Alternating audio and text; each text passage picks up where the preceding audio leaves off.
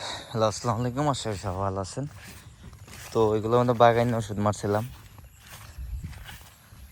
আর এগুলো বাগানে ওষুধ হয়েছে না। লাউ মায়ের খাইলিছি, তেমন একটা লাউ সবল হইতে পারি না। যে তারপর গাছের জন্য কি মার দিয়েছি বাগানের ওষুধ।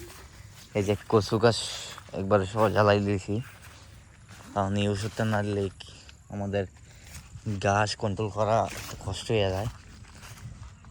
তো এই অবস্থায় আর কি। আর এদিকে ধান আছে, এখনো ধান এখনো খাড়ি নাই, ঈদের পরে খাড়ি লিব। তো ওইদিকে আরেকবার যাইতেছে, এদিকে গরু আনতে যাইতেছে। মানে আমাদের সোর এলাকা তো ওইদিকে গরু সোরের বেশি অংশ রাখা হয়। আর বৃষ্টির হওয়ার সম্ভাবনা বেশি।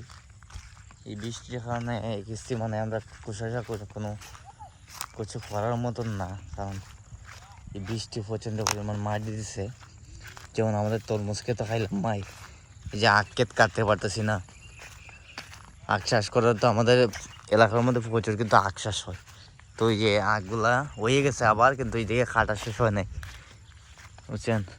আর এদিকে দেখেন একটা সবজি গলা ছড়ি, আমার এই ছড়িটা ছুঁড়ে নিয়ে গেছে। এই যে গাছটা দেখেন, মানে গাছ খাড়া দেখে কাটে নিয়ে গেছে, পরে গাছটাকে আমি ফালাইছি।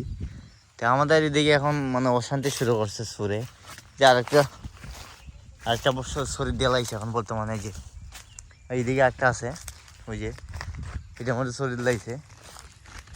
তো বর্তমানে আমরা সুরের কারণে কি আর বাড়িতে তেমন একটা শরীর নিতে পারি না।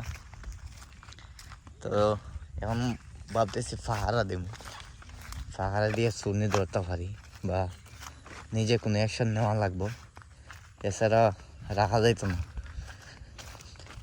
একটু যাই সরে, আমরা গরু দাঁড়িয়ে আসছি, গরু তো সরেই রাখি আমরা। তো আমরা খামারি মানুষ, তো বর্তমানে আখেত খাড়া শেষ হয়েছে না, তো এই জন্য গরু সরেই রাখে যায়। এগুলো দেখছেন, এগুলার মানে আমরা গরু দীর্ঘা দিয়ে রাখতে পারি আর কি। ওই যে তো আমরা মূলত ঘরে বাইন্দে গরু ফালা লাগে না, হয়তো আমরা গরু চাইরা খাওয়াই, আর নয়তো ঘরের যেগুলো বান্ধি মানে ইচ্ছে যেন রমজান মাসে বান্ধি গরু, রমজান মাসে বাঁধলাই গরু। আর কোরবানি আসার আগে আমরা গরু চাইরা দিই।